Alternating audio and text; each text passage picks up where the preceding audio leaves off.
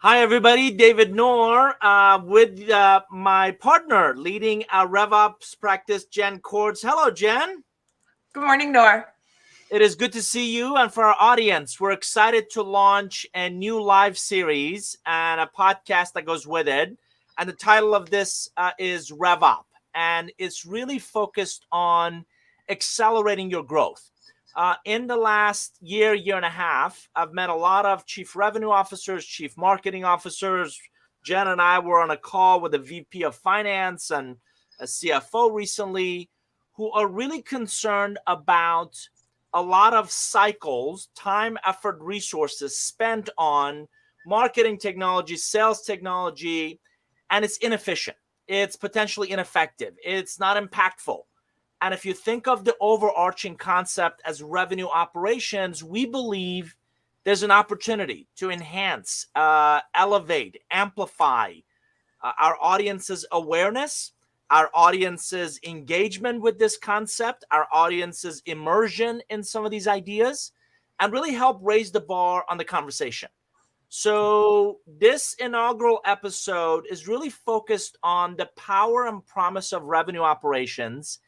And I keep talking about Jenn behind her back of what a rock star she is. I thought actually talk with her about some of her ideas and perspectives. And in particular, this accelerated time to close process we've developed that we believe has a lot of potential in helping the right leaders, the right organizations who strategically value revenue operations, RevOps, really streamline, really make their efforts impactful. Jenn, did I leave anything out as an overarching why any of this matters? No, you covered it very well. Good. So again, just a quick refresh for our audience. Why don't you start with very quickly your background, where you've been, what you've done professionally, what you've done in the last several roles? Yeah, absolutely. So for the last 7 years or so, I've worked with high growth startups, mainly in the tech space, SaaS-based businesses, managing their marketing and sales operations functions and making sure that all of the data is processed correctly, efficiently, and gets to the sales department to be able to close those deals. So let's break revenue operations down. You and I talk about MarTech, marketing technology. Talk about that second. What does that entail? Yeah, absolutely. So revenue operations is broken into 3 main functions: marketing technology, sales technology, and then customer success type technologies. Marketing technologies is the starting point of the funnel. It's the marketing automation system, the email, the website, the inbound lead flow, if you will. Then the sales technologies are the forecasting, the demos, the what does sales do to process this opportunity to get the person engaged to want to have a buying conversation. And then customer success operations is that customer value and customer life cycle to make sure that it's not a one and done deal. You don't talk to them once a year. When it's time for their renewal, it's an ongoing relationship that you're building with that customer and company to make sure that they're getting the best value from their investment, but then also growing that relationship within their organization. So then it becomes a win-win, a mutually beneficial type relationship. So you and I've been around long enough to know marketing points the finger, not all, some, at sales. Like those people couldn't close a deal if it was water and they fell out of a boat, right? And Right. Sales complains that either I'm not getting enough leads from marketing or the leads I get from marketing are garbage and I can't do anything with these. Where do you see, I haven't even gotten started with customer success yet. Where do you see that friction coming from? Why is that happening? A lot of it comes from misalignment in their goals, in what they are trying to achieve, like the KPIs that each department is responsible for. They're both trying to do not contradicting things, but they're not aligned and working together to achieve those goals. Yes, everybody has the revenue goals, but a lot of times marketing is responsible for just generating net new names. And then they throw them over the fence to sales, and then sales is responsible for closing them. Like that's not a cohesive experience for the end user. And so looking at the entire journey a customer goes through from beginning to end and everybody taking a piece on that collective journey is actually going to be more beneficial for the user and having the best customer experience and want them to buy from you, versus just generating a whole bunch of stuff and then having sales close it, and then sales gets frustrated because marketing's not helping, quote unquote, to get their pipeline numbers. You and I've talked about this. I've written several books on this topic. I often talk about relationships go bad with misaligned expectations, right? So if you work really diligently in aligning the expectations early and often, you have less of a chance of them going sideways. You've also heard me talk to clients that marketing is great, sales promises the world, client loves it, they buy. That's really where the relationship starts. It's really what customer success does with that relationship, particularly in a SaaS environment, that makes me want to come back full circle and renew again. Talk about the role of customer success in that journey. Absolutely. So customer success, they are more or less the marshal, making sure that the customer is moved through the process seamlessly, but then also they help educate, train, and enable. They help any support issues, and they flag it to the sales rep if there are any problems, because you don't want to go dark on a customer who just spent a lot of money with you, and then you call them 3 months later, not knowing there was a problem, thinking that they're going to renew. You're going to get a really bad experience with that. So customer success is kind of the glue that holds the whole process together and helps deepen that relationship in a way that sales alone and marketing alone can't do. The other thing you and I've talked about is the technology is fantastic. And for our audience, we're going to jump into the tech. And for this new series, this new RevUp series, we have all kinds of plans to get into some of the marketing technologies, some of the sales technologies, some of the customer success technologies. But you and I talked about technology alone won't suffice. You really need to invest the time and effort in the processes and really ensure you have the right customer journey process. You have the right handoffs between these different, often disparate parts of the organization to really ensure it's smooth. Talk about the value of processes, not just capturing them and documenting them, but consistently following those. Absolutely. So like you said, technology is great and there's tons of options for the entire breadth of a customer's journey. But the best and most successful organizations actually align their people behind the technologies that they're using. So they first define what they want the customer journey to be, and then they plug in technologies that will make that most efficient and most beneficial to the customer. And then they align their people behind it. To make sure that each part of the journey is managed in a way that can be most efficient and optimized. But with process, you can't track everything and you can't have everybody doing different things, because then there's no consistency. So when you go back and you look at that data to see what worked and what didn't work, if everybody was doing different things, then your data really is not going to tell you anything. One sales rep on the East may have done 3 touches. It's an email, phone call, and maybe a demo. On the West, it was 3 emails and the person was ready to buy. Those are 2 very, very different and distinct journeys for a customer. And you can't repeat both of them and think that that's actually going to make your sales numbers. So the process, having it locked down in a way that you have enough consistency that the data can tell the story, is important. You do still want to allow flexibility for sales to add their flavor and flair to it, because your field sales team have great experience and you hired them for a reason, and they're very expensive resources because they know how to foster relationships with customers. So you don't want to put them in a box and say this is your only script, but at the same time, you can't have everybody freewheeling in Wild West, because then you have no data to help create a repeatable, scalable process. You may be going to this, but the next part of this, once you have your process, is to actually create a feedback loop for sales and marketing and your operations folks to get together and look at that data and see the customer journey to decide what is working, what isn't working. We need to do more of X. Get feedback from sales is, yes, that asset resonated really well with people, or no, it didn't. I need more of educational type material or whatever. And so then marketing can go and create those things to help enable sales in a better way.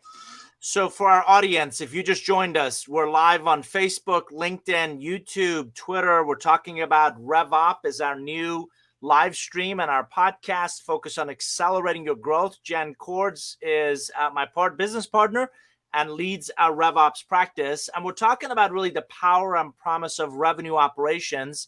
Jenn, I want to share my screen and really talk about this process that you and I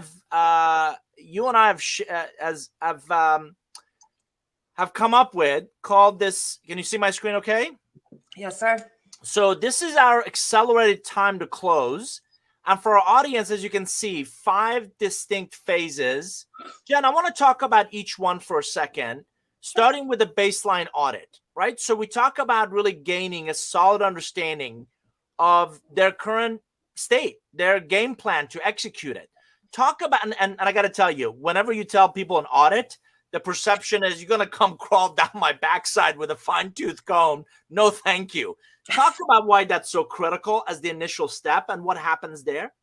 Absolutely. Most organizations, your ops team may change, evolve over time. And if you haven't had a solid documentation process, there may be skeletons hidden in the closet, or everybody has been allowed to procure their own technologies. And so doing the audit is one way to get a holistic view of what you're working with.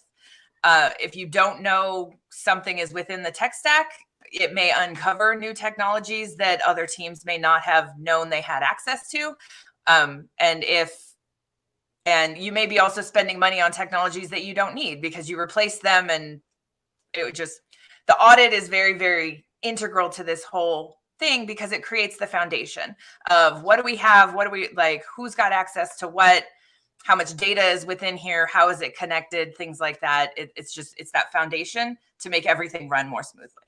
And here's where we ask about their top 2-3 challenges, right? Here's where we ask, how do they feel, which areas of their tech stack is not sufficiently supported. Didn't you tell me like an average company has north of some 60, 70 tools, and they're using fraction of what these tools are capable of? Yes, most companies are only using about 9 to 10% of the breadth and depth of a technology's capabilities. And yeah, right now with the number of technologies that are out there, 60 to 70 for an average size SaaS company is about right. So why does that happen? Why do so many different technologies all get plugged into a company and then we don't leverage it? We don't utilize it as effectively, efficiently as we could. A lot of times teams are trying to do what's called a point solution. So they have a single problem, they want to solve it, they go out and find a technology that'll address that one problem. And without looking at the rest of their tech stack, or even they may not have visibility to the rest of the tech stack to know that this tool that maybe customer success bought 6 months ago has a feature that could solve the problem that marketing is now needing to solve. So lack of visibility is a lot of times why tech stacks bloat. Is this also why you ask specifically, is there a roadmap for tool improvement and team growth and business evolution?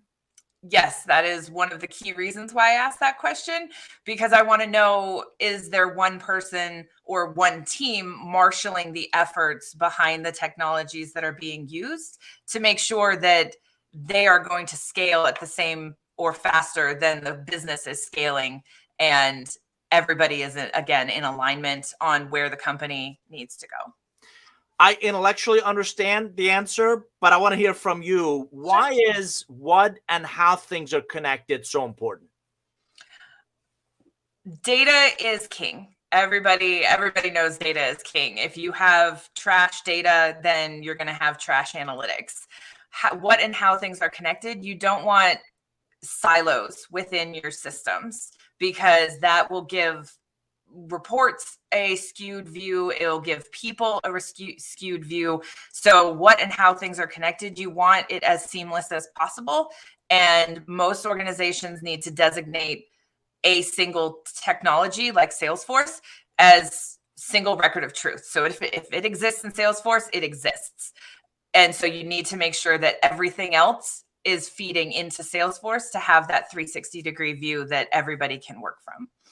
how long does a baseline audit, are you going to come live with me for the next 6 months? Like, how long does a baseline audit take? And give us a glimpse into what do you produce? What do you deliver? What's the outcome from that kind of assessment? Sure, I'll just roll up on your couch. Kidding. In the baseline audit, it's usually 2 weeks to 30 days, depending on the depth and breadth of your tech stack. From that, we give you a complete tech inventory. So we create documentation that tells you what tools, who has access, renewals, time of year, things like that. The designated admin. We will also give you a system architecture document that shows your data flows, how things are connected, or is it APIs versus native integrations, things like that. Because again, that matters, because when we leave, you need to have somebody capable of managing that connection and that integration.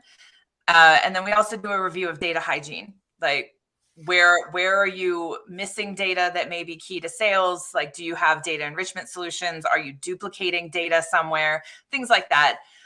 We also do preliminary dashboards, because back to the alignment, if people don't know what they're being measured against and have a way to see it on a real-time basis, they'll either stress out about making or not making their number, or they just will go off and track their own stuff. And so having that unified dashboard allows everybody to stay in alignment and also hold each other accountable, because that's key. Marketing can generate a whole bunch of stuff, and then sales may not be closing it because they don't know it exists. So again, that alignment is very key. So those dashboards, those preliminary dashboards, are really important. I was talking to a chief revenue officer yesterday who gets, I think she said 6 or 7 different spreadsheets, reports from different parts of the organization to create one version of the truth. And it's just, she's about to pull her hair out, because it just, the manpowers it takes to do that is insane. But obviously you don't stop there. So next we talk about, with that baseline audit, with that tech stack inventory, we really turn up the focus, the lens on the buyer, right? And you heard me say this, I think, on a call yesterday. It's amazing how many people confuse vibration with forward motion. We confuse busy work with kind of moving any of this forward, and all the internal stuff is great if it's misaligned with the way the buyer buys. And the last couple of years, that a lot of those buying behaviors have changed. So you talk about in this phase 2, really profiling the buyer, really understanding their needs and their behaviors, and really qualifying. So marketing is aligned with better outcomes. Talk about that a minute. Yeah, sales is basically frontline. They get all the data of how the decision maker thinks, what they're looking for, the solutions they're after. And so marketing really needs to support that. And the buyer, I mean, you can have an ICP, an ideal customer profile. You can go after certain titles. But if the data on the opportunities closing don't match that, then you're bringing in people into the funnel that will never ever buy from you, and you're just extending your sales cycle. So having sales and marketing tell you and be in alignment on who they want to go after and who they need to talk to is really important. And that's what we uncover in this second phase. So we can make sure marketing is targeting the advertising to the people sales ultimately wants to talk to, because then that'll move them through the funnel faster and help that conversation be easier and less education. This is also a lot of work that our partner, Michelle Konetsky, who's leading the product marketing group, does, which is really focused on that target buyer, right? Who is that target buyer? What are the key actions? What are the key behaviors? What is it that you want the prospect to do, right? What are the next steps for them when they raise their hand and say, I have the problem that you're solving, right? Come and engage me, come and add value to my journey in terms of what I'm looking for. Talk about the lead life cycle. Why is that important? And where does scoring come from? Yeah, lead life cycle, that's the journey that you're putting somebody on. So when they become a known name, to how they engage and consume your content, to when they get handed off to sales, and then ultimately to customer success. That life cycle, people will enter it at different points. So you need to kind of think of it as maybe an infinity loop, because people will enter at different places and move faster or slower. and you need to meet them where they are. Do they need more education materials? Do they want a demo, etc.? And then what's the logical next step? So if I talk to you, it's not logical to send me a whole bunch of content that I now need to go read. Maybe give me another webinar or something else. And so that life cycle helps dictate that. And how scoring comes into play is measuring and sorting people's engagement based on the actions that they're taking. So when I've heard you describe a lead scoring into the 90s, tell me what that means. So each of these steps have been identified and somehow weighted. So as I take those steps, that my score goes up and the company knows that this is a hot lead. You're in essence quantifying and prioritizing which leads we should go talk to. Yes. So that's part of the needs and behaviors profile that we create. We have a conversation with the company and the organization of what key things will a buyer do that indicates buying interest. And so we score those things higher and we create a rubric of those behaviors and all the assets that they may engage with, and then assign scores to them. And yes, when somebody takes all those actions, or they may do one, contact us, they're raising their hand saying, I want to talk to you, that needs to be fast tracked to sales immediately because they are ready to have that conversation now.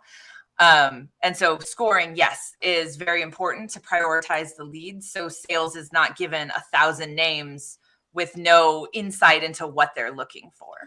Talking about giving sales names, I was really surprised of your comments around the competitor list. Why would the competitor list be really important here? Well, you don't want to spend time and cycles going after people that are never, ever going to buy from you.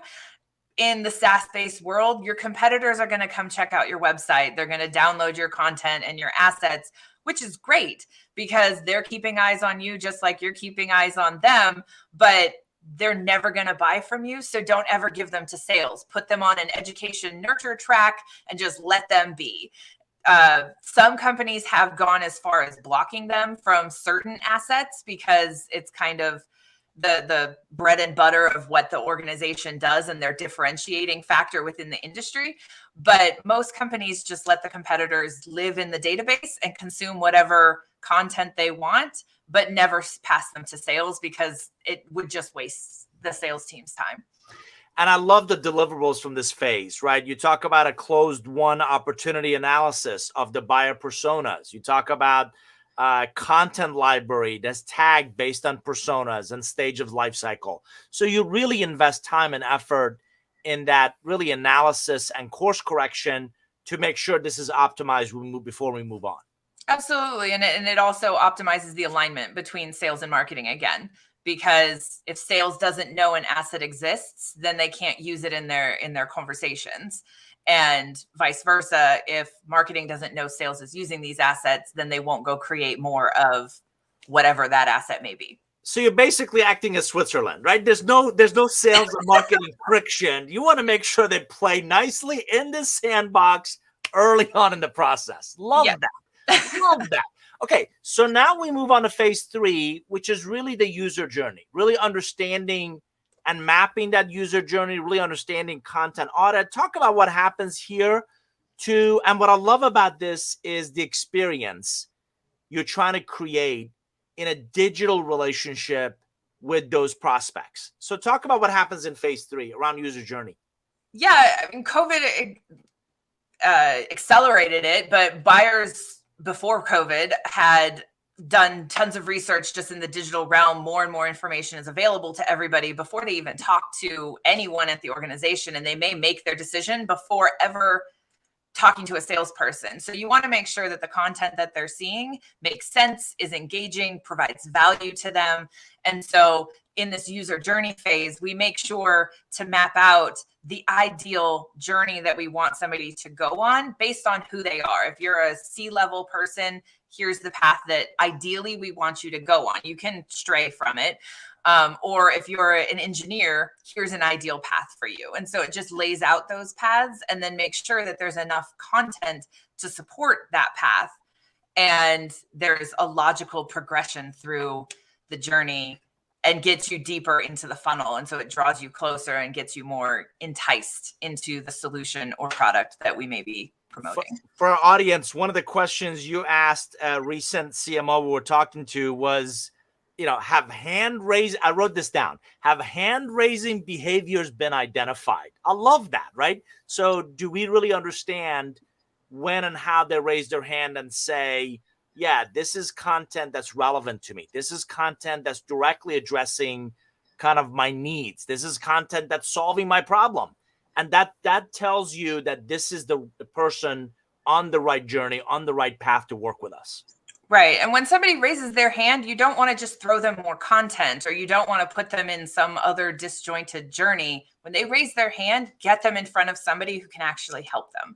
And that's one of the key pieces to this user journey phase, is identifying those behaviors and making sure that the systems that are behind all of those processes are actually doing that. And then sales knows what to do when they get an alert saying this person just raised their hand. Why did they raise their hand? How do I respond to them? Those sort of things. That's what all happens here in phase 3. Why does prioritizing campaigns and communication paths important? Well, the user journey, like I said just a second ago, user journey, we give you your ideal path, but if you stray from it, you could end up on multiple paths, and we don't want to bombard anybody with tons of content. And so you need to prioritize which ones are going to be most impactful. And so if somebody came in and did a webinar, and then they did like a Gartner webcast or something like that, the webcast is going to be higher priority than just the downloaded content. And so we want to make sure that the highest priority action is the path that the person stays on, to prioritize that content that's going out. And if they go cold on one of the paths, they can be transferred to a different path that maybe is evergreen type content. So it never allows them to go stale, but it also doesn't overwhelm them with a whole bunch of stuff. Who determines that priority that you just mentioned? Is it you? Is it you and the client? Where does that come from? It's a conversation between the client and myself to decide what are those behaviors. And again, it goes back to identifying your hand raising behaviors. If at any point in any of these journeys, this person does this hand raised behavior, what do you do? And all other journeys stop, immediately get them to sales, and that's it. And so, yes, it's a conversation to make sure the alignment is there and the client is setting the tone for where they want this person to go. I know one of the things you pride yourself in is the metrics. So talk about the summary metrics. What's an example of one? Conversion rates through the funnel and velocity. So everybody wants to know how long it will take from attending a field event to close one revenue, and understanding those conversion points within the journey and how long that's going to take helps you work backwards, you being the customer or organization, work backwards to figure out the budgets that are needed, how many events do we need to go to, things like that, like the generation of names, how much lead time do we need to actually hit our revenue number. So now we've got the buyer profile, needs and behaviors. We've got the user journey. Next, you jump into this whole, you've set the stage, you've set the foundation. Now you're really focused on improving and optimizing this. So really understand what's working, what's not working.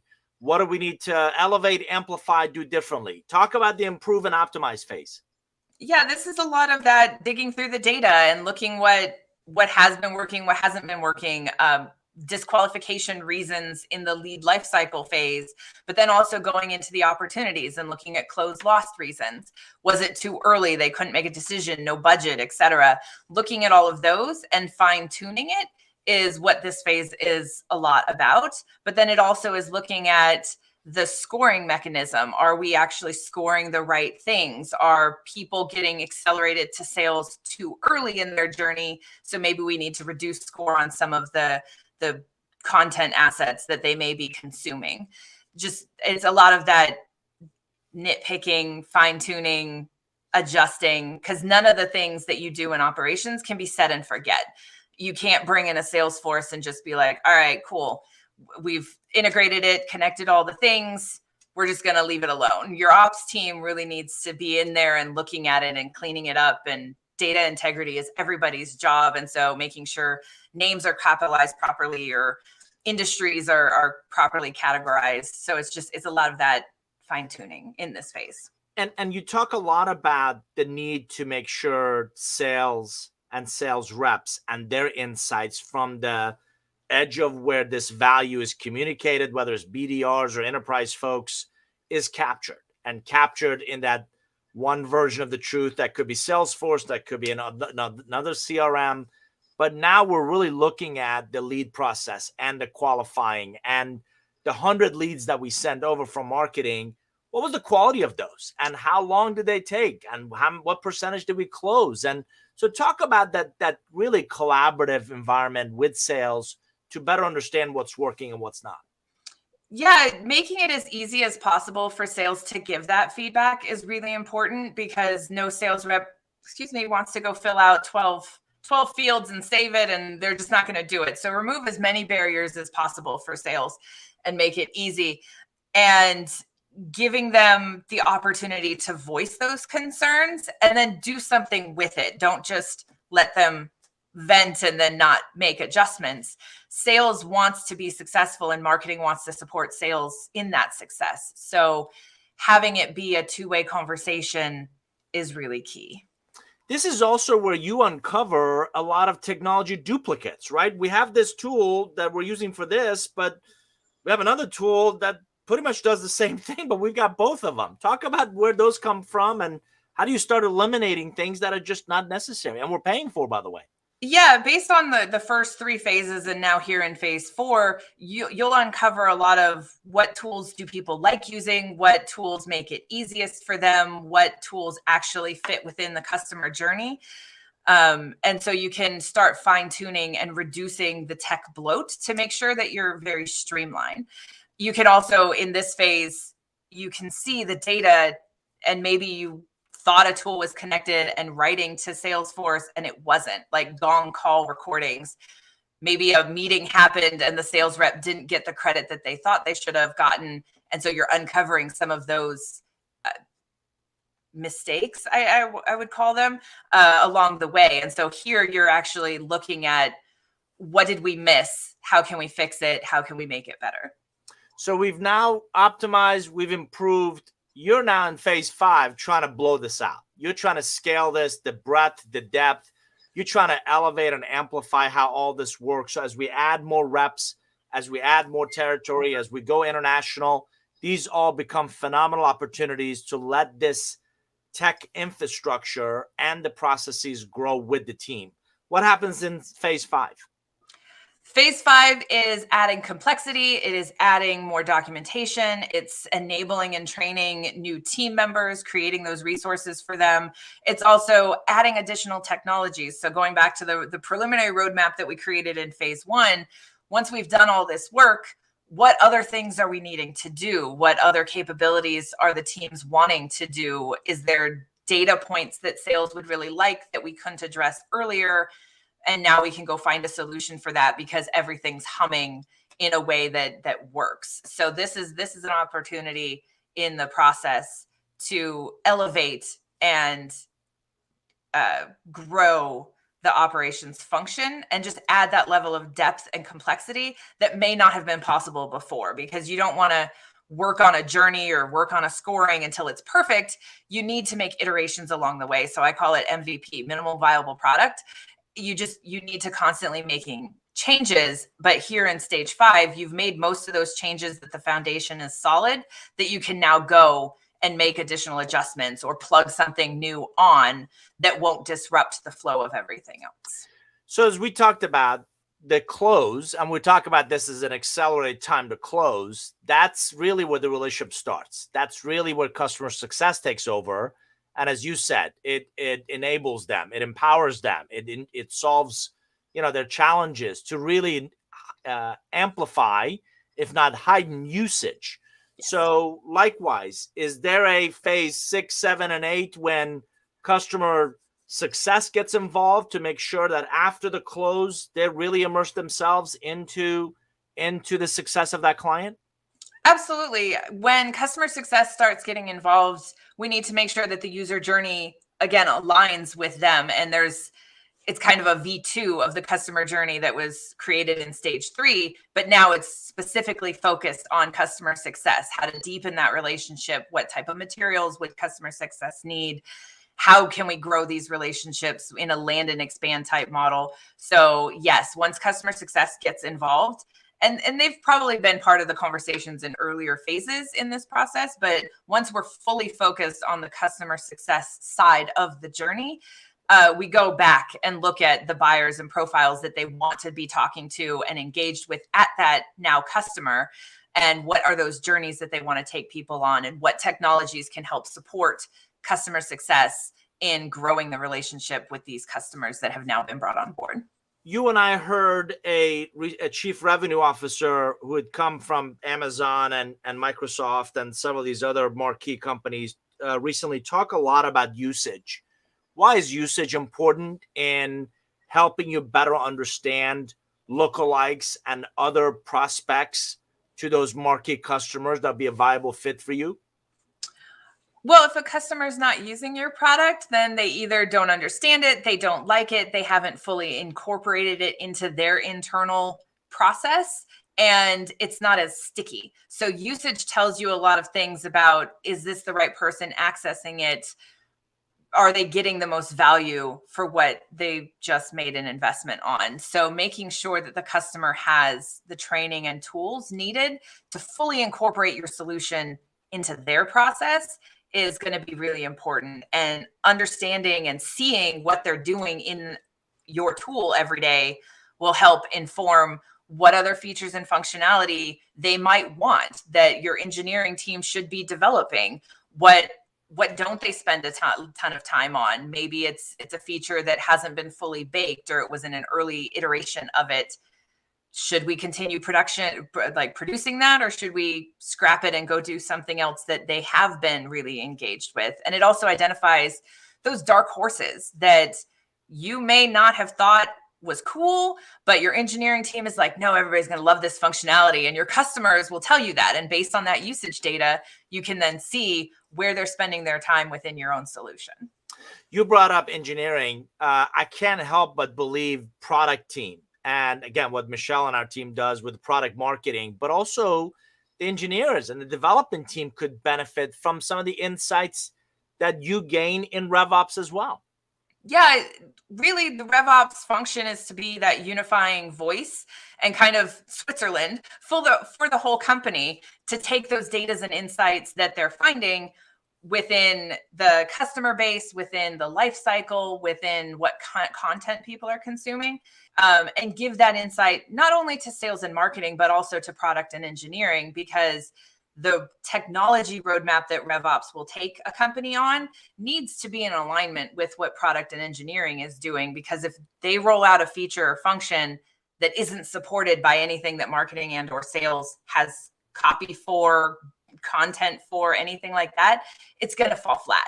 And so marketing is that engine that creates the enablement for everybody else within the company. And if sales can't talk about the cool features engineering's creating, then engineering's not going to feel supported either. So revenue operations and everything that entails is the glue that holds everything together.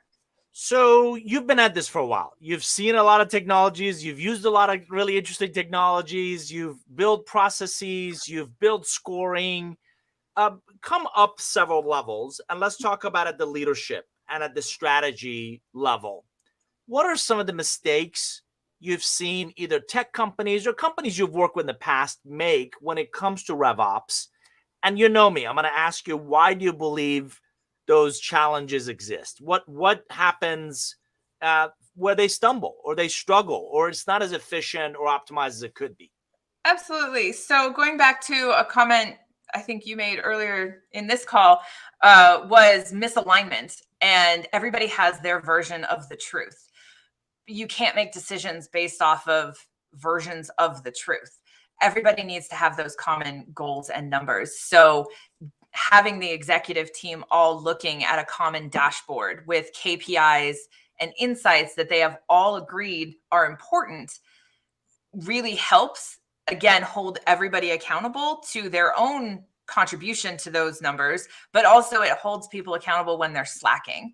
And it gives an opportunity to say, hey, I see you're struggling in this area. How can we help? What can sales do to help marketing at that field event? Or what can marketing do for customer success to help the renewal number?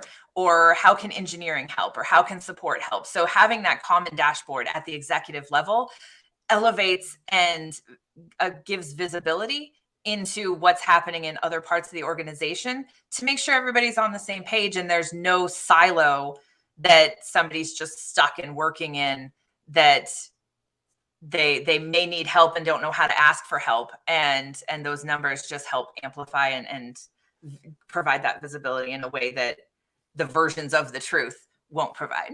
Is that also why governance in this whole RevOps thing is really important to kind of, not just eliminate finger pointing, but really gain alignment between marketing, sales, and customer experience, customer success? Yeah, absolutely. Governance and making sure that the right people have the right permissions at the right time in the journey is really important, because again, you want everybody needs to be able to trust the data. And if one part of this puzzle, like support doesn't trust what marketing is saying and sales doesn't trust what customer success is saying, like you're going to find flaws in it and you're going to create friction that's unneeded. So the governance and the trust in the data and the numbers is really, really important. So again, back to that alignment. Early and often have those conversations, look at the data, have those conversations. They may not be comfortable conversations, but they're key conversations that you must have to make sure everything is going to stay together. What are you most excited about our RevOps practice? And again, you know me, I'm going to flip the coin. What are you most concerned about this next year? Most excited about, I love diving into this and creating the strategy and doing the architecture and helping teams create and find their motion together. I was a former rower in college, and when you pull together, the boat just moves efficiently, and it's awesome. So finding a company's stride is what I'm really excited for, and helping foster that journey. What I'm most concerned about is a lot of people have a lot of great ideas and people, and back to your comment, they mistake vibration with forward motion, and the amount of bandwidth most ops teams have is very limited. And unfortunately, most ops teams are running around putting out fires and they're not able to be strategic. And so that is what one of my core concerns is they won't have the time to invest to do this, which is why outside help is always helpful. But so those are kind of the two sides of the coin. One, I love the opportunity and the ability to help people elevate their game. But also just I don't want them to think, oh, this person's coming in doing an audit and all these things. It's going to add a ton of work to my plate. What my team does is to help clear people's plates and make it more efficient and allow them to elevate what they're working on internally as well. What do you say to somebody who says, that's great, we're already doing all that? A third-party objective, no skin in the game opinion is always beneficial. And doing an audit at the very least will give the visibility into the breadth of what a team should have ownership of. And so I would say third-party opinion, allow us to look at it and give you a recommendation, take it or leave it, would be how I'd probably respond to that person. For our audience, just an edification, we've researched, I think we're up to 8,500 marketing technology platforms alone. Yes, and there's over 1,000 sales technologies in addition to that. And it's very difficult for any one person or even a small team in many organizations to try to keep up, much less, as Jenn mentioned, a lot of times we walk in and they're walking around with fire extinguishers. They're constantly fixing this report or this dashboard or this permission or that field. And when you're doing that, you can't think about sprinklers. You can't think about sprinklers in your design and how to prevent those things from happening. So our intent is never to come and take over. The intent is to really become the shuttles attached, or the boosters attached to your shuttle, to get you to where you're trying to get to. And I can't help but, Jen, think of your rowing comment. I'd be in the boat just going in circles. Right? How does this thing go straight, right? The other challenge is, I think you would agree, I'm not convinced. Revenue operations seems to be a fairly new field.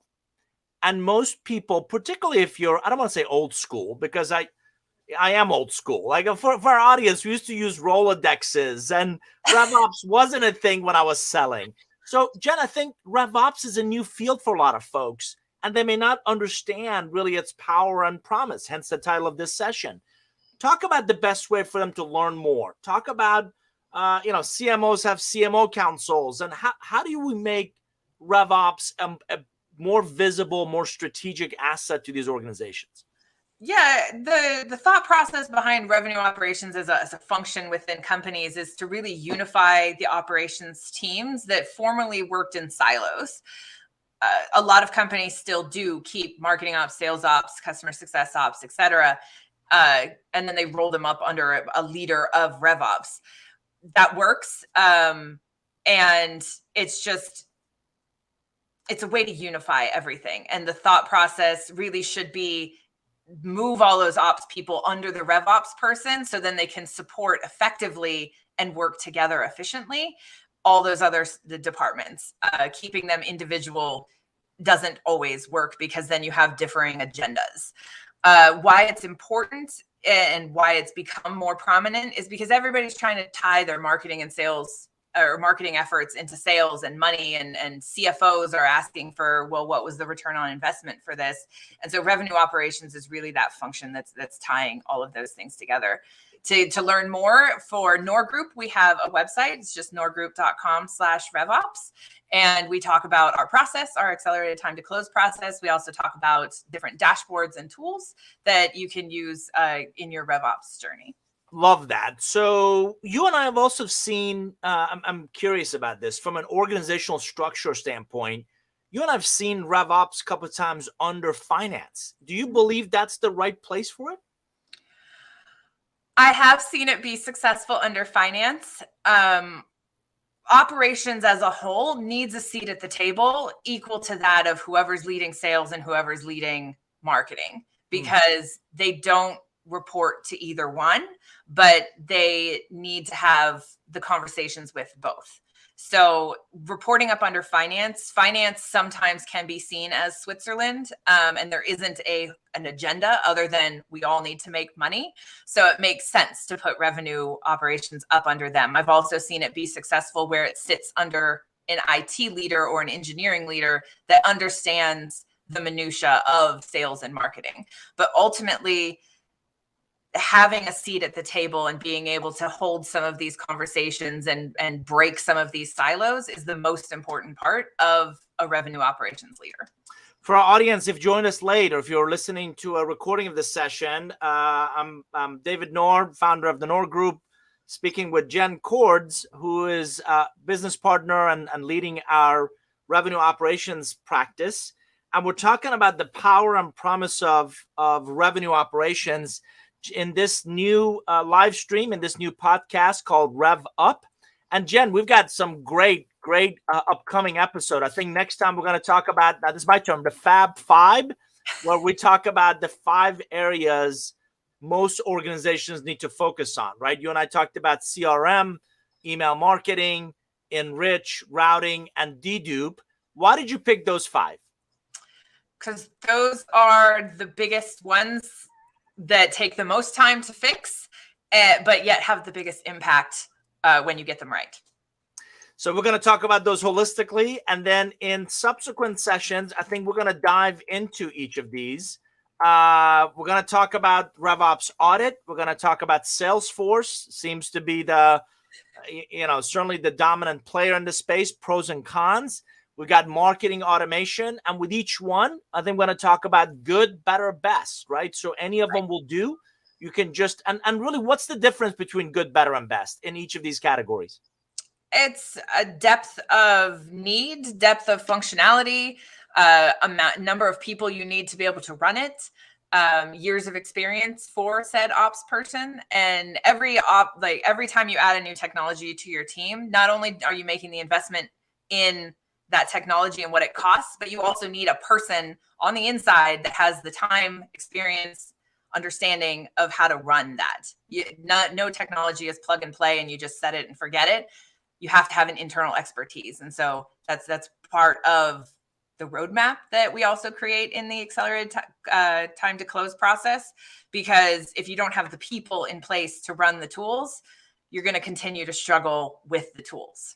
I'm also really excited about really highlighting and having you and I have great conversations with CMOs and chief revenue officers whom we've met, who unequivocally get RevOps. They get the impact that these technologies and integrated technologies, and by the way, clean data and the right dashboards and the right reporting and the right reporting cadence can really have on, again, another CRO friend of ours calls it the rhythm of the business, the cadence of really running the business on a consistent basis in the most optimized fashion. For our audience, again, Jenn, Cordz, and I will join you each Tuesday, 11 a.m. Eastern. And I want to thank Jenn. She's actually on the West Coast, and she calls it the best coast, to get up early and join us for these. But the intent of these sessions are to educate and to engage. And we'll hope you'll join us and jump in with your questions, with your comments, because we believe there's enormous power and potential in really optimizing this piece of the business. Although we've worked predominantly with really tech companies, it is not a tech company exclusive thing. Jenn, you talked about this is relevant to anybody who wants to more intelligently market, who wants to integrate that marketing into their sales efforts, and really wants to and needs to make sure they have a customer success team that takes care of those clients after the sale. Is that accurate? Absolutely. This process and revenue operations and understanding buyer journeys and stuff, it can apply to individual contributors like consultants and how they run their own business, to large Fortune 1 and 500 companies. It's a common problem across every single industry. Good. So join us each Tuesday, 11 a.m. Eastern. Jenn, Cordz, and I will come back, and we're going to continue to add value. By the way, if you haven't had a chance to check it out, we're going to put additional show notes and insights in our private online community called the Nour Forum. If you go to nourgroup.com/forum, it's a private community. You can answer a couple questions, come join us. And we've created a RevOps group where we'll add links to this. We'll add details of each session.